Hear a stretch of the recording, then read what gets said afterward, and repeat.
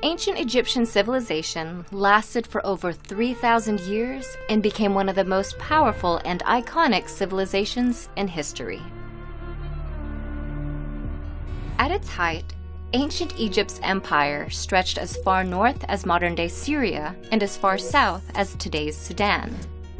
But long before it was an empire, ancient Egypt was a series of small, independent city-states that bloomed along North Africa's Nile River. The city-states were divided into two regions and named according to the flow of the Nile: Upper Egypt in the south, which was upstream, and Lower Egypt in the north, which was downstream. By about 3100 BC, the two halves united, thereby creating one Egyptian state that lasted for millennia. The reign of this civilization can be divided into three major periods of prosperity, called the Old, Middle, and New Kingdoms, and two periods of instability in between, called the First and Second Intermediate Periods. Guiding the Egyptian people was a succession of about 300 rulers, often referred to as pharaohs. Pharaoh, which means great house in Egyptian, was never the ruler's formal title. It only became synonymous with the ruling individual in modern times, thanks to its use in the Hebrew Bible. These rulers, who were not always men, nor Egyptian, were considered protectors of the people and served as divine liaisons between humanity and the hundreds of gods they worshipped. After the rulers passed away, ancient Egyptians believed they then became gods. To prepare their journey into the afterlife, the rulers constructed elaborate tombs, including the Great Pyramids at Giza and underground mausoleums in the Valley of the Kings.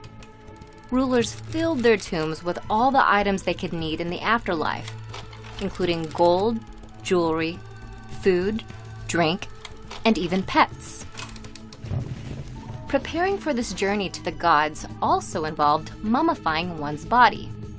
The deceased's corpse was embalmed, wrapped in hundreds of yards of linen, and placed inside the tomb so the body could be reanimated in the afterlife. To this day, structures like the Great Pyramids are a testament to the role of religion in ancient Egyptians' lives. But they also represent the innovative and cultural might of the Egyptian people. Innovations in mathematics and written language in particular propelled their civilization to success. Math, specifically measurement mathematics, helped Egyptians understand and harness their world with numbers like no other civilization had before. They developed a new form of measurement called the cubit. It was used to design massive structures, such as the Great Pyramid, with remarkable geometrical precision. The Egyptians also measured time. By combining mathematics with astronomy, they established a 24-hour division to the day and created a solar calendar, which was the first dating system in history to feature 365 days in one year. Lastly, Egyptians developed methods to measure and survey land around the Nile River. These civil engineering feats made way for the construction of dams, canals, and irrigation systems that helped farming and agriculture to flourish in the Nile Valley. In addition to mathematical concepts, the ancient Egyptians also created written languages to describe the world around them. The oldest and probably most well-known of these is hieroglyphic writing. This system was developed around 3150 BC during the Old Kingdom and has over 700 pictorial characters. It was used to inscribe monuments and pottery and predominantly served a decorative or ceremonial purpose. Soon after, another ancient form of writing, called hieratic, developed out of the hieroglyphic system. It was a form of cursive that was written in ink and served a more functional purpose. Unlike its more formal predecessor, hieratic was written on another ancient Egyptian innovation, papyrus. Papyrus was a type of paper derived from the papyrus plant, which grew plentifully along the Nile River. This medium gave the ancient Egyptians a new avenue of communication and record-keeping that allowed their civilization's administrative skill to grow and their culture to spread for thousands of years.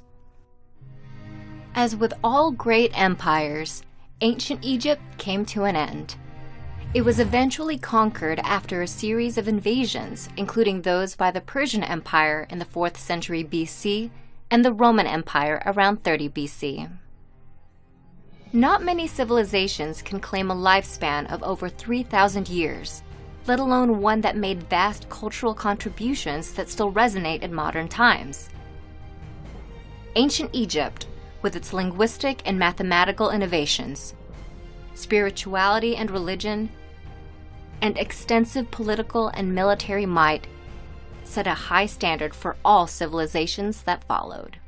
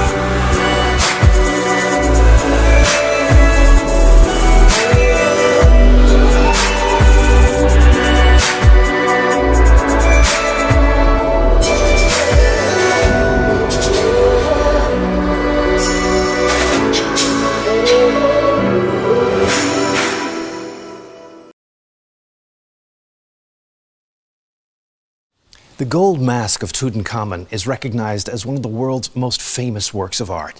Made of solid gold and weighing some 25 pounds, it's a masterpiece of early goldsmiths' work. Its value is priceless, but who really knows what it symbolizes? Howard Carter uncovered the mummy of Tutankhamun in the autumn of 1925, 3 years after he discovered the tomb of the pharaoh. Covering the head and shoulders of the mummy was this magnificent gold funerary mask of unrivaled beauty. Funerary masks had a long tradition in Egypt long before Tutankhamun's reign. They were first used around 2100 BC by commoners. Back then they were made of painted cartonnage. It became common for mummies of Egyptian kings from the New Kingdom to be interred with a golden death mask. However, aside from Tutankhamun's mask, only one other royal mask of solid gold is known to exist, that of Susennen I from the 21st dynasty. That's some 300 years after Tutankhamun's reign. Apparently, all other gold masks had been stolen by tomb robbers. Tutankhamun's gold mask was crafted of multiple pieces. The face is a masterful example of chasing technique, and its features seem to express a feeling of sadness despite the pharaoh's youth. The eyes are sharp and animated, fashioned out of pale quartz with pupils of black obsidian. Thick inlays of lapis lazuli outline the eyebrows and the eyes. The chin bears a long plaited ceremonial beard, which juts forward and curves up at the end. The beard was considered a divine attribute, indicating the pharaoh's godlike nature. The gold mask of Tutankhamun is framed by a nemes, a special striped headdress depicted here with inlays of blue glass. The nemes could only be worn by the pharaohs. Commoners could never wear this kind of headdress. Gold was considered the mythical flesh of the shining sun god Ra. Since the king represented the sun god in the heavens, both in life and in death, the vibrant blue and gold stripes appear to us as an azure blue sky pierced with golden sunbeams. The headdress is crowned with a vulture and a cobra, the symbols of Upper and Lower Egypt. Here, they're fashioned out of gold with inlays of glass, carnelian, and lapis lazuli. The lobes of the ears, each shaped differently, are pierced for earrings. Below the gold face of the mask is a wide collar. It's embellished with semi-precious stones and pieces of glass. Each end is topped with the head of the falcon. A falcon also symbolizes the sun god Ra, with whom the king shall now become one. The sacred hieroglyphic text on the back of the mask contains a secret spell from the Book of the Dead, protecting the head from evil spirits. One last question remains. If we saw the real Tutankhamun, would we recognize him? Well, perhaps we would. But the mask is not actually intended as a faithful portrait. It shows the king in an idealized form. The Tutankhamun depicted here is immortal and divine, his features rendered as imperishable for an eternal lifetime as the reigning sun god of the heavens.